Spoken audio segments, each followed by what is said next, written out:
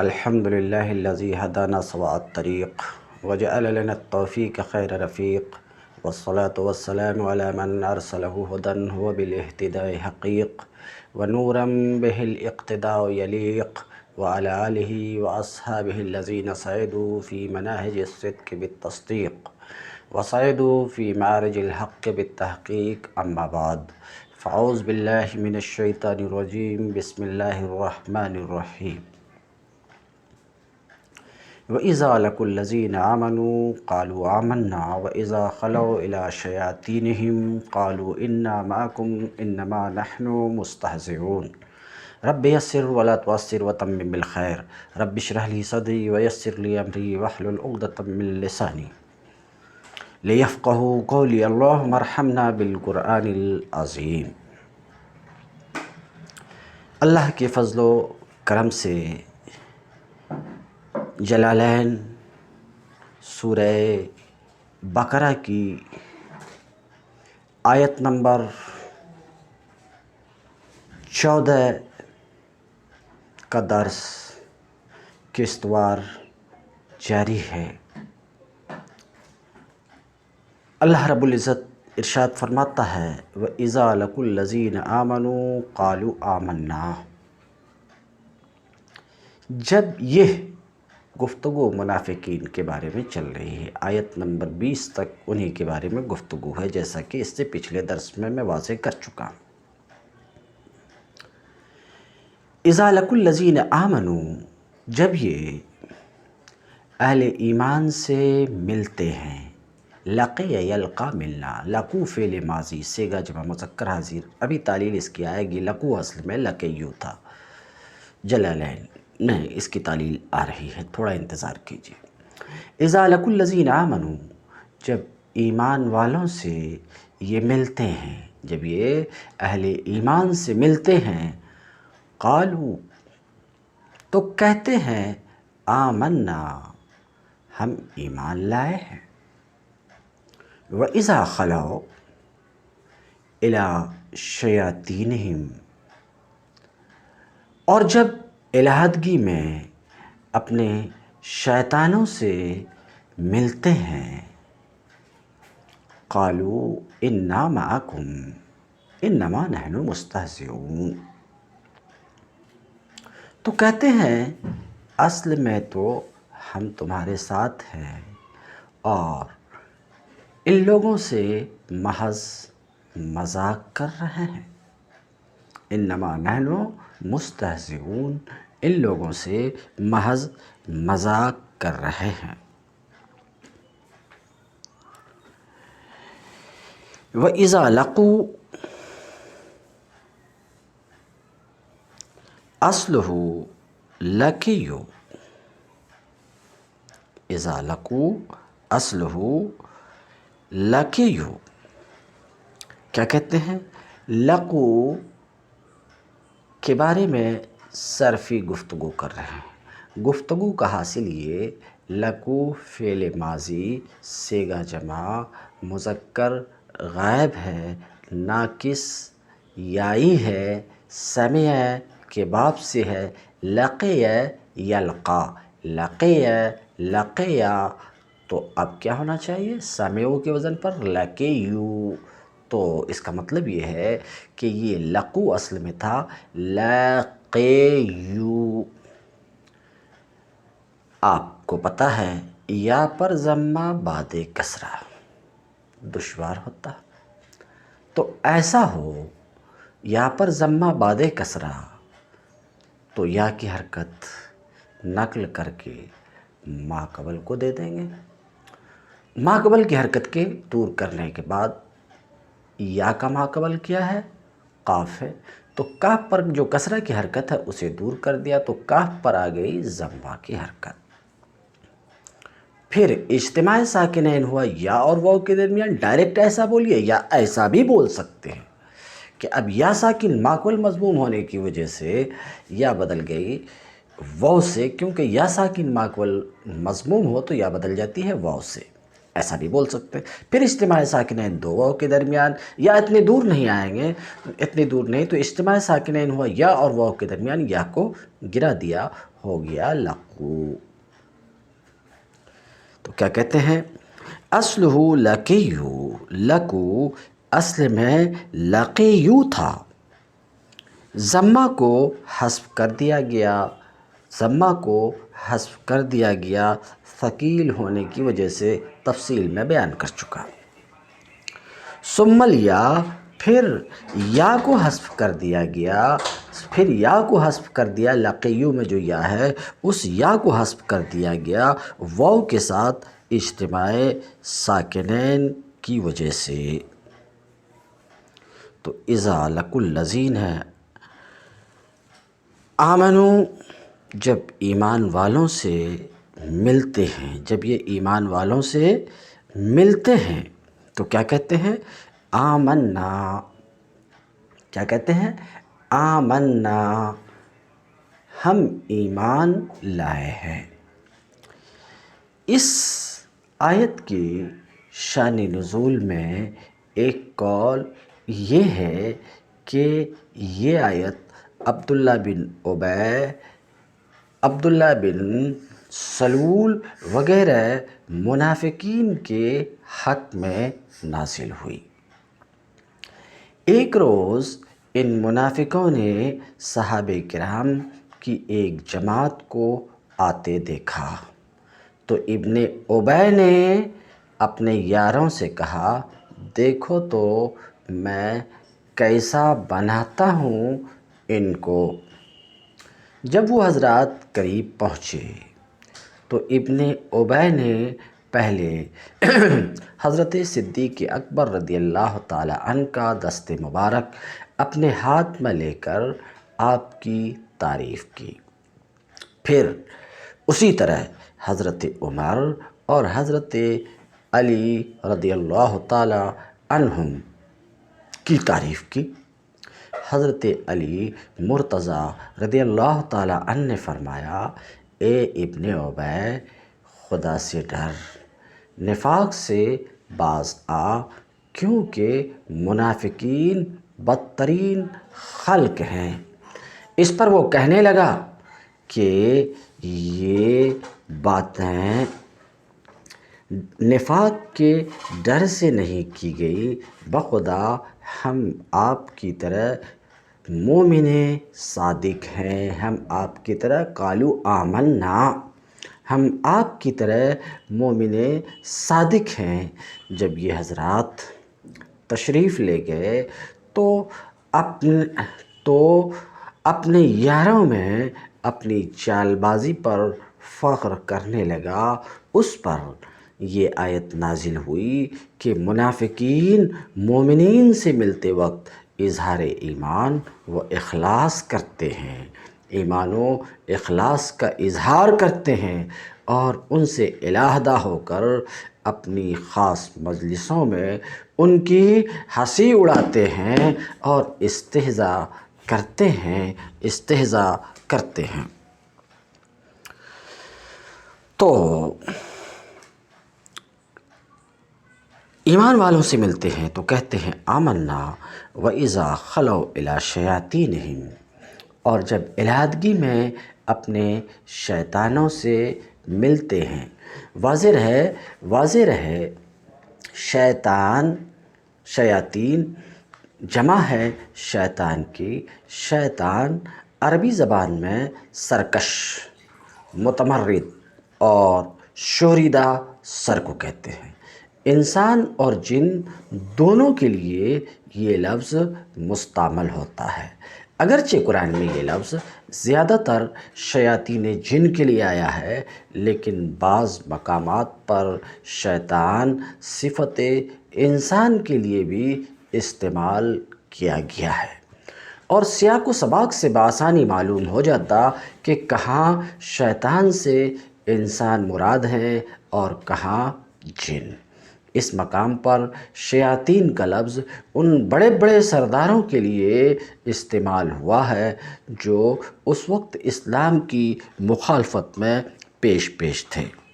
اذا خلو منہم، جب ان سے الگ ہوتے اور اپنے شیاطین کے پاس، شیاطین یعنی رؤوسہم، اپنے سرداروں کے پاس، پلٹ کر جاتے، قالوا انا معکم، تو ان سے کہتے ہم تو تمہارے ساتھ ہیں، ہم تمہارے ساتھ ہیں کس میں؟ دین کے معاملہ میں، جو تمہارا دین ہے وہ ہمارا دین ہے۔ تو سوال یہ ہوتا ہے ہم تمہارے ساتھ ہیں تو پھر ایمان والوں کے پاس کیوں جاتے ہو؟ ایمان والوں کے پاس کیوں جاتے؟ تو اس کے جواب میں یہ اپنے سرداروں کو کہتے انما نحن مستہزئون، انما نحن مستہزئون، ان سے کہتے انما نحن مستہزئون، ہم تو ان کا مذاق اڑاتے ہیں، مذاق اڑاتے ہیں بے اظہار الایمان، ایمان ظاہر کر کے۔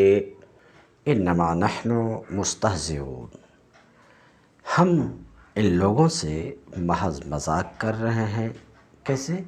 ایمان ظاہر کر کے۔ اللہ یستہزئ بہم، اللہ ان سے مذاق کر رہا ہے، اللہ ان سے مذاق کر رہا ہے۔ انہوں کیا بولتے ہیں کہ ہم ایمان والوں سے مذاق کر رہے ہیں، ایمان ظاہر کر کے، یہ بتا کر کے کہ ہم مومن ہیں۔ اللہ رب العزت فرماتا ہے کہ اللہ ان سے مذاق کر رہا ہے۔ اس عبارت پر اللہ یستہزئ بہم، اللہ ان سے مذاق کر رہا ہے، اس عبارت پر سوال ہے کہ استہزاء اور مذاق کرنا یہ نقائص میں سے ہے، اور اللہ رب العزت تمام نقائص سے پاک ہے، تو استہزاء سے بھی پاک ہے۔ حالانکہ یہاں پر استہزاء کی نسبت اللہ رب العزت کی طرف کی گئی ہے۔ اللہ یستہزئ،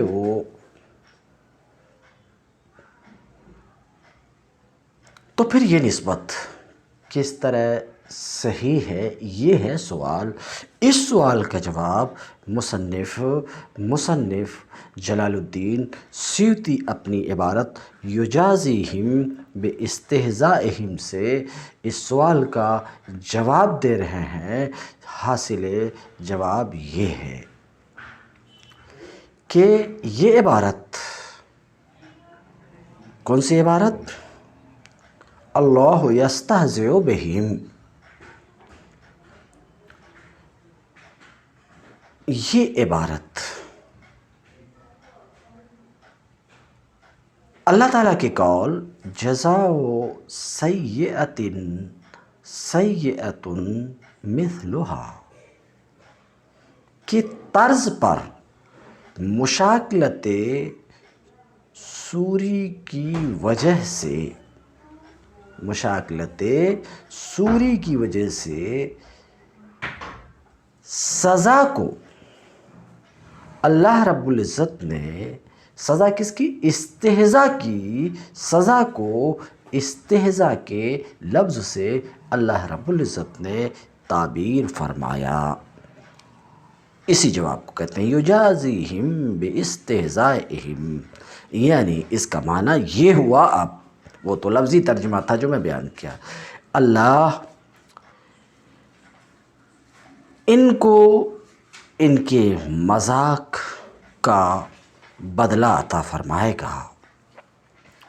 وَيَمُدُّهُمْ فِي طُغْيَانِهِمْ يَعْمَهُونَ، اور وہ ان کی رسی دراز کیے جاتا ہے، وہ ان کی رسی دراز کیے جاتا ہے، سمجھ رہے ہیں، کیے جاتا ہے، اور یہ اپنی سرکشی میں اندھوں کی طرح بھٹکتے چلے جاتے ہیں۔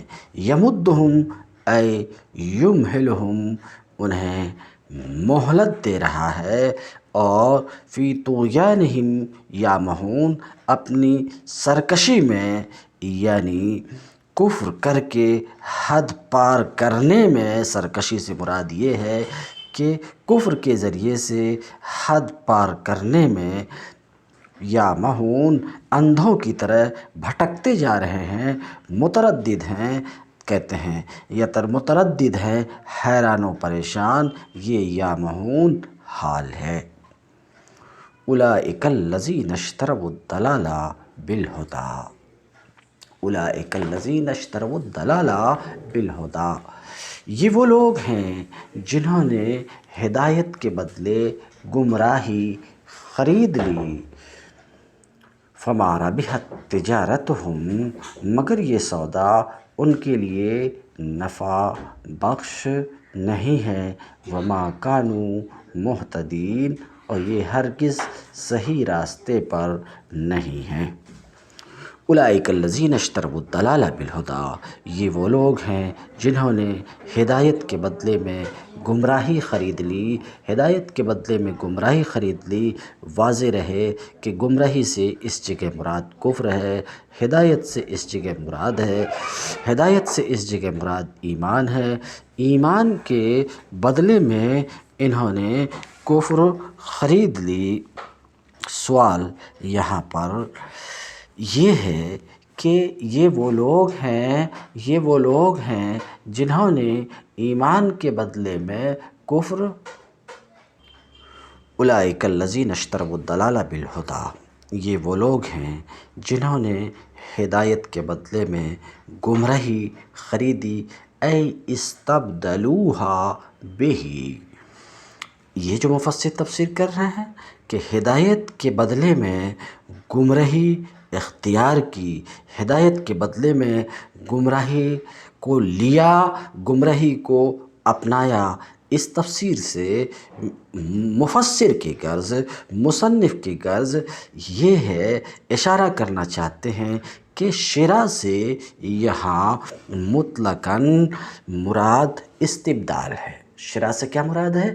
استبدال، خریدنے سے مراد مطلقاً استبدال، بدلنا ہے۔ اور بالہدی، با جو ہے یہ ثمن پر داخل ہے، اس بات کی طرف اشارہ کرنا چاہ رہے ہیں۔ اور واضح رہے کہ یہاں دلالت سے مراد کفر ہے اور ہدی سے مراد ایمان ہے، تو ایمان کے بدلے میں انہوں نے گمراہی کو اپنایا، ایمان کے بدلے میں گمراہی کو اپنایا، یعنی ایمان دیا اور گمراہی لیا۔ یہ کلام ایمان دیا اور گمراہی لیا، اس کا مطلب یہ ہے، یہ کلام اس بات کا مقتضی ہے کہ ہدایت ان کے پاس پہلے موجود تھی، تب تو یہ ایمان کو دیے اور پھر گمراہی کو لیے۔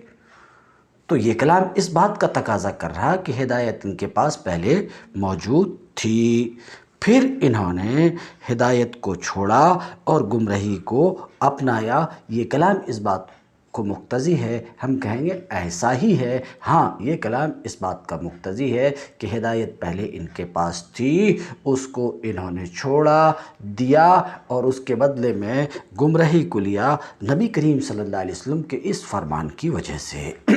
کون سا فرمان؟ کل مولود یولد علی الفطرہ، ہر بچہ دین فطرت پر، دین اسلام پر پیدا ہوتا ہے۔ تو اس فرمان کی روشنی میں اسلام اور ایمان ان کے پاس تھا اور اسے بیچ کر، اسے دے کر گمراہی کو لیا، یہ ایک معنی، یا دوسرا معنی یہ بھی ہو سکتا ہے، ہدایت کے بدلے میں انہوں نے گمراہی کو اختیار کی۔ مطلب یہ ہے کہ ان کے پاس وہ موقع تھا کہ چاہتے تو ہدایت کو اپناتے، چاہتے تو گمراہی کو اپناتے، یعنی ان کے پاس ہدایت آئی قرآن کے ذریعے سے، نبی کریم صلی اللہ علیہ وسلم کے ذریعے سے ان کے پاس ہدایت آئی اور رہنمائی آئی، اور انہوں نے حق کے چہرے کو دیکھا بھی، مگر انہوں نے حق کے چہرے کو نہ دیکھنے کا فیصلہ کیا اور باطل پر ہی جمے رہنے کا فیصلہ کیا، تو حق کو چھوڑا اور باطل کو اپنایا۔ یہ معنی بھی لیا جا سکتا، یہ تعویل بھی اس کی ہو سکتی ہے، کس کی؟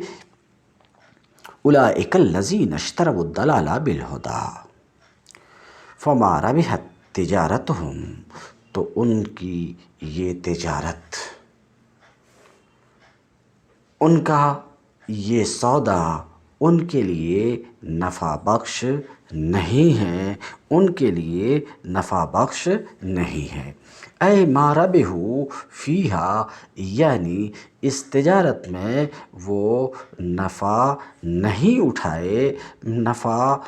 اٹھائے۔ اس تفسیر کے ذریعے سے مصنف کی غرض کیا ہے؟ لفظی ترجمہ تو یہ ہوا کہ ان کی تجارت نفع بخش نہیں ہوئی، تو اس کی تفسیر کر رہے ہیں ما ربحوا فیہا، اس تجارت میں تجارت کرنے والے نفع بخش نہ ہوئے، فائدہ نہ اٹھائے۔ اس تفسیر سے مصنف اشارہ کرنا چاہتے ہیں کہ یہاں مجاز ہے، ما ربحوا فیہا مجاز ہے، اس طور پر کہ ربح کی در حقیقت ارباب تجارت کی طرف نسبت کی جاتی ہے، اور حقیقت میں ارباب تجارت کی طرف نسبت کی جاتی، تجارت خود فائدہ نہیں اٹھاتی بلکہ تجارت کرنے والے فائدہ اٹھاتے ہیں۔ مگر یہاں عبارت میں ربحت تجارتہم، ربح کی تجارت کی طرف جو نسبت کی گئی ہے، یہ اتساع کے طور پر کہ فاعل کے ساتھ متلبس ہے، اس بات کی طرف اشارہ کرنے کے لیے ما ربحوا فیہا، تو اس تجارت میں نفع میں نہ رہے بلکہ الٹے خسارے میں پڑ گئے۔ کیسے؟ لمصیرہم الی النار المؤبدہ علیہم، ان کے رجوع ہونے کی وجہ سے ابدی نار کی طرف، ما کانوا مہتدین، اور یہ ہرگز صحیح راستے پر تھے ہی نہیں اس میں جو ان لوگوں نے کیا۔ مثلهم كمثل الذي استوقد نارا فلما أضاءت ما حوله ذهب الله بنورهم وتركهم في ظلمات لا يبصرون۔ ان کی مثال ایسی ہے جیسے ایک شخص نے آگ روشن کی، استوقد باب استفعال سے ہے، یہاں پر اوقد کے معنی میں ہے۔ بہرحال ان کی مثال ایسی ہے جیسے ایک شخص نے آگ روشن کی، جب اس نے سارے ماحول کو، فلما اضاءت ما حولہ، جب اس نے سارے ماحول کو روشن کر دیا، تو اللہ نے ان کا نور بصارت سلب کر لیا، ذہب اللہ بنورہم، نور بصارت سلب کر دیا، وترکہم فی ظلمات لا یبصرون، اور انہیں اس حال میں چھوڑ دیا کہ تاریکیوں میں انہیں کچھ نظر نہیں آتا۔ یہ تو آیت کا ترجمہ تھا۔ مطلب یہ ہے کہ جب اللہ کے ایک بندے نے روشنی پھیلائی اور حق کو باطل سے، صحیح کو غلط سے، راہ راست کو گمراہیوں سے چھانٹ کر بالکل نمایاں کر دیا، تو جو لوگ دیدۂ بینا رکھتے تھے ان پر تو ساری حقیقتیں روشن ہو گئی، مگر یہ منافق جو نفس پرستی میں اندھے ہو رہے تھے، ان کو اس روشنی میں کچھ نظر نہیں آیا۔ اللہ نے نور بصارت سلب کر لیا، ذہب اللہ بنورہم، اللہ نے نور بصارت سلب کر لیا، ذہب اللہ بنورہم کے الفاظ سے کسی کو یہ غلط فہمی نہ ہو کہ ان کے تاریکی میں بھٹکنے کی ذمہ داری خود ان پر نہیں ہے۔ اس سے پیچھے کے درس میں بھی میں اس پر گفتگو کر چکا ہوں۔ اللہ نور بصارت، خوب یاد رہے، اللہ نور بصارت اسی کا سلب کرتا ہے جو خود حق کا طالب نہیں ہوتا، خود ہدایت کے بجائے گمراہی کو اپنے لیے پسند کرتا ہے، خود صداقت و سچائی کا روشن چہرہ نہیں دیکھنا چاہتا ہے۔ جب انہوں نے نور حق سے منہ پھیر کر ظلمت باطل ہی میں بھٹکنا چاہا تو اللہ نے انہیں اسی کی توفیق عطا فرمائی۔ مثلہم صفتہم فی نفاقہم، اس تفسیر کے ذریعے سے مثل کا معنی بیان کر رہے ہیں کہ لغت میں مثل کے معنی صفت، حالت، طرح، تشبیہ، کہاوت، یہ اس کے معنی ہیں۔ تو کہتے ہیں مثلہم، ان کی صفت نفاق میں اس شخص کی طرح ہے جس نے آگ روشن کیا۔ استوقد کی تفسیر اوقد سے کر کے اشارہ کرنا چاہ رہے ہیں کہ یہاں استفعال طلب ماخذ کے لیے نہیں ہے بلکہ اوقد کے معنی میں ہے۔ آگ روشن کی تاریکی میں، فلما اضاءت اے انارت، جب اس آگ نے سارے ماحول کو جگمگا دیا، فابصر واستدفأ، کہ سارا ماحول نظر آیا، گرمی حاصل کی اور خوفناک چیزوں سے، خطرناک چیزوں سے اطمینان حاصل ہو گیا۔ ذہب اللہ بنورہم، اللہ ان کے نور کو لے گیا۔ یہ لفظی ترجمہ، مگر نور کو لے گیا، نور بصارت کو سلب کر دیا۔ تفسیر کریں اے اطفاہ، یعنی نور بصارت کو سلب کر دیا، بجھا دیا۔ غرض مفسر کی اس سے ایک سوال کا جواب ہے۔ سوال یہ ہے کہ اللہ ان کے نور کو لے گیا۔ اللہ رب العزت کا کسی مکان میں آنا اور جانا اور کسی مکان سے کسی چیز کو اٹھا کر کے لے جانا، یہ درست نہیں ہے۔ اللہ رب العزت کسی مکان میں آنے جانے اور مکان میں پڑی ہوئی کسی چیز کو لے جانے سے پاک ہے۔ تو ذہب اللہ بنورہم کی تفسیر کر رہے ہیں اطفأہ، ان کے نور کو بجھا دیا، یعنی ان کے نور بصارت کو سلب کر لیا۔ یہ معنی ہے ذہب بے، یعنی اذہاب کا۔ وجمع الضمیر مراعاۃ لمعنی الذی، اب یہ بھی ایک سوال کا جواب ہے۔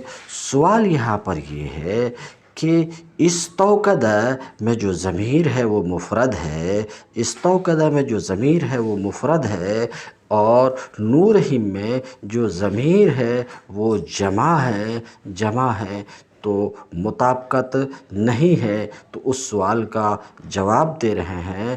حاصل جواب کا یہ کہ الذی لفظاً مفرد ہے، معناً جمع ہے، تو الذی جو اسم موصول ہے اس کی لفظی حیثیت کو دیکھتے ہوئے استوقد کو مفرد لایا گیا، اور اس کی معنوی الذی اسم موصول کی معنوی حیثیت کے پیش نظر اس کو جمع نورہم کے ذریعے سے لایا گیا۔ تو اس کو مصنف یہ کہتے ہیں جمع الضمیر۔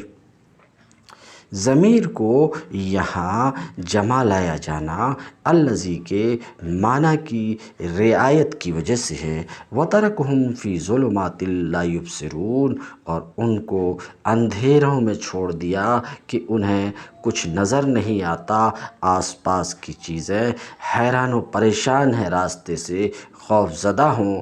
اسی طریقے سے یہ منافقین بھی ہیں۔ یہ ایک دوسری تفسیر ہے، اس سے پہلے میں ایک دوسری تفسیر رکھا۔ اسی طریقے سے یہ منافقین بھی ہیں۔ ایک ایک آیت کی کئی تفاسیر مفسرین سے منقول ہیں۔ اسی طریقے سے یہ منافقین بھی ہیں کہ کلمہ ایمان کو ظاہر کر کے ایمان لے آئے، مگر جب یہ مریں گے تو خوف اور عذاب ان کے سامنے آئے گا۔ سم بکم عمی، سم بکم عمی، یہ بہرے گونگے اندھے ہیں، بہرے گونگے اندھے ہیں۔ ہم، مفسر کہتے ہیں ہم سمن، یہ ہم کی ضمیر پہلے لا کر کے اشارہ کرنا چاہ رہے ہیں کہ سمن بکمن یہ خبر ہے، مبتدا محذوف ہے، اور وہ ہم ہے، اور اسی بات پہ جمہور ہے کہ بہرے گونگے ہیں۔ علی الحق، بہرے ہیں، یہ بھی ایک سوال کا جواب ہے۔ سوال یہ کہ وہ تو سنتے تھے، اہل ایمان کچھ کہتے تو اسے سنتے تھے، دوسرے کی باتوں کو بھی سنتے تھے، تو پھر بہرا کہا جانا۔ اسی طریقے سے وہ بولتے تھے، جیسا کہ ابھی شروع میں آپ نے سنا کہ عبداللہ ابن ابی نے صحابہ کرام میں سے حضرت ابوبکر، حضرت عمر اور حضرت علی رضی اللہ تعالیٰ عنہ کے سامنے بکواس کی، جھوٹ بکواس کی، جس کو آپ نے شروع میں سنا تو بولتے بھی تھے، پھر بہرے کیسے کہا جا رہا ہے؟ اسی طریقے سے وہ دیکھتے بھی تھے تو اندھے کیسے کہا جا رہا ہے؟ تو مراد یہ ہے حق بات سننے کے لیے بہرے، حق گوئی کے لیے گونگے، حق بینی کے لیے اندھے، کہتے ہیں حق سے بہرے ہیں۔ فلا یسمعونہ سماع قبول، کہ حق سے وہ گونگے ہیں کہ حق کو نہیں سنتے، یعنی حق کو نہیں مانتے، حق کو نہیں مانتے۔ یہ سوال کا جواب کہ سنتے تو تھے، تو وہ مفسر ایک دوسری تفسیر کرتے ہوئے کہتے سنتے نہیں ہیں، بہرے ہیں، یعنی قبول نہیں کرتے ہیں۔ گونگے ہیں، خیر سے گونگے ہیں کہ خیر کو وہ بولتے نہیں ہیں۔ امیون، اندھے ہیں۔ کس سے اندھے ہیں؟ طریقے ہدا سے اندھے ہیں کہ ان کو یہ راستہ نظر نہیں آتا۔ فہم لا یرجعون، فہم لا یرجعون، تو وہ گمراہی سے، فہم لا یرجعون، تو وہ گمراہی سے پلٹنے والے نہیں ہیں، اے ان الضلالہ، گمراہی سے پلٹنے والے نہیں ہیں۔